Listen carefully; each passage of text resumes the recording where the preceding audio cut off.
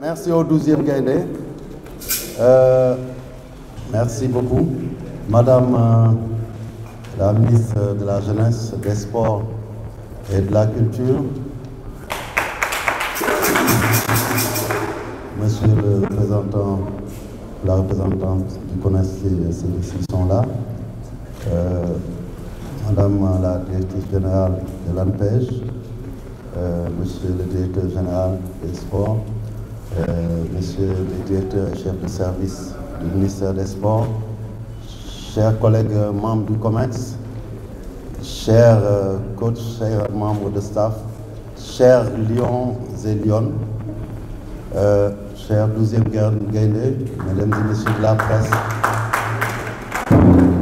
c'est, je dirais, avec un sentiment empreint d'émotion que nous venons ici à l'invitation de Madame la ministre dans ce stade qui a beaucoup d'histoire et que nous avons le plaisir de voir rénové par les autorités pour servir encore au sport principalement, mais au football, et que nous puissions ici, pour la première fois dans l'histoire du football, voir une cérémonie de remise de drapeaux.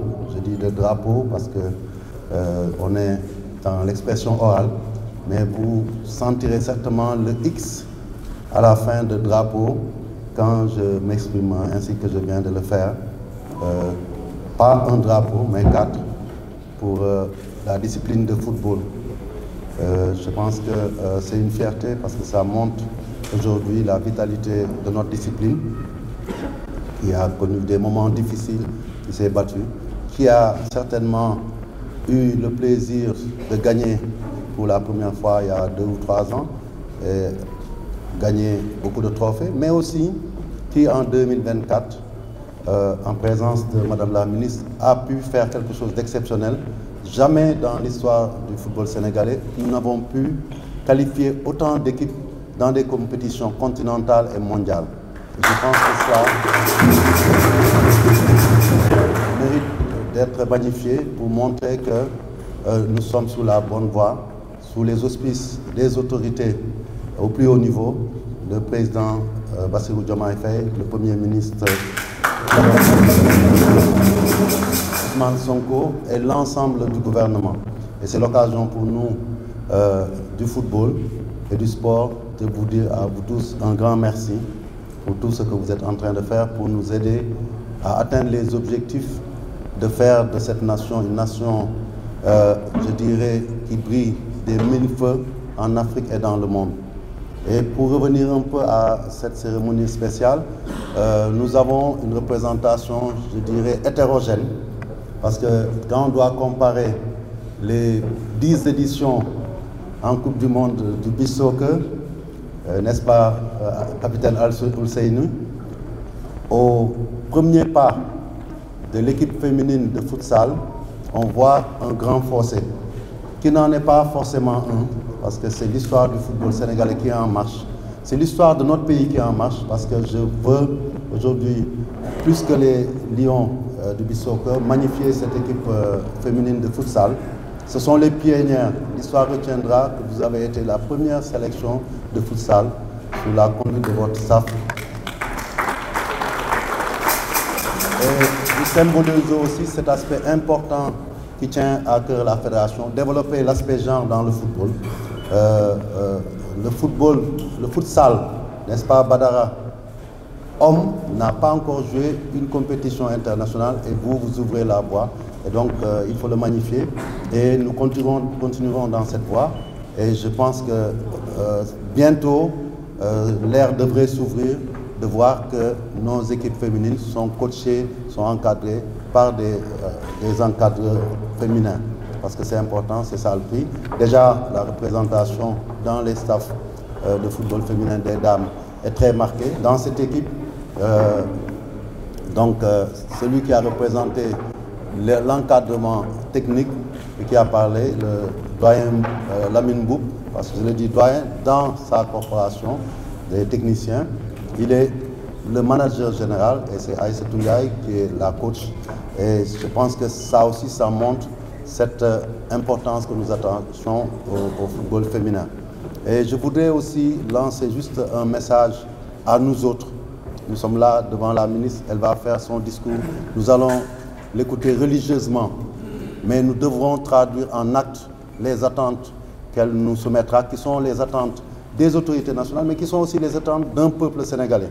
Et je le dis ici en tant que président de fédération, les Sénégalais nous seront toujours gré peut-être d'avoir gagné une fois, 2 fois, jusqu'à 5 fois. Mais leur souhait, c'est que nous continuions à gagner. Et il est important de le dire, rayonner en Afrique, rayonner dans le monde et dans nos cordes désormais. Nous avons un statut à défendre. Nous devons aller à chaque compétition en ayant clairement à l'esprit que le nombre ne saurait suffire.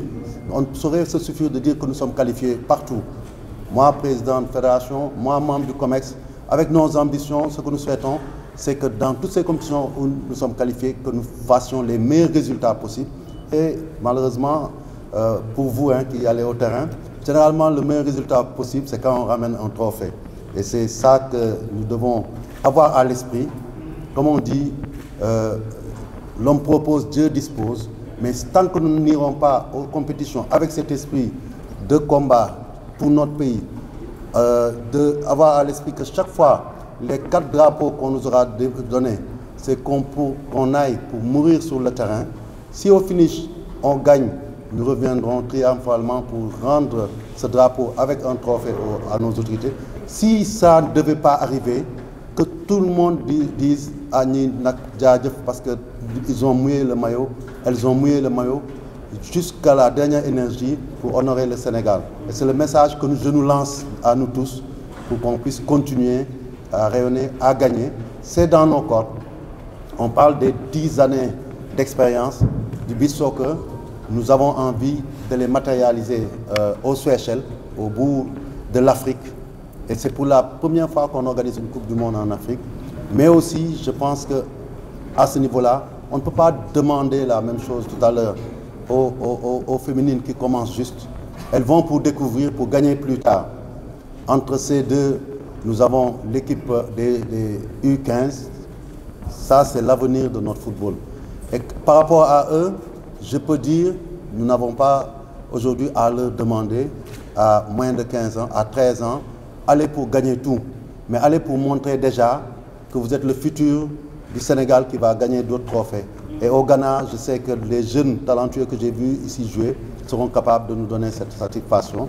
Et pour terminer, bien entendu, nous avons l'équipe U20, conduite par l'un des entraîneurs les plus titrés, les plus expérimentés, un encadrement de qualité. Ce sont les U20 de Seigne Saliou Dia. Et cette catégorie est une catégorie de transition. Il était avec les champions U17. Il est avec cette génération U20. Une bonne cuvée. Et j'espère aujourd'hui que, au-delà de nous qualifier en Coupe du Monde, nous ferons le plaisir de nous aider à conserver ce trophée. Et je terminerai simplement aussi en saluant tous les staffs. Aujourd'hui, c'est ça aussi une de nos fiertés. Toutes nos équipes nationales sont gérées par des staffs totalement sénégalais, que ce soit les techniciens, les médicaux et autres, sauf l'équipe A peut-être. Et ça, et ces performances-là sont réalisées par eux. Je pourrais aujourd'hui citer Omar Sylla et en profiter encore pour lui renouveler nos condoléances. Et je sais aussi que nous irons avec l'esprit et le soutien de la personne proche que nous avons perdue. Et avec tout cela, je pense que, Madame le ministre, on peut ici vous dire que nous ferons tout pour que le Sénégal garde la tête haute et que notre drapeau soit au plus haut niveau face au vent de tous les continents et au niveau du monde entier pour qu'on sache que le Sénégal rayonne par son sport, rayonne par son football. Je vous remercie de votre bienveillante attention. Merci.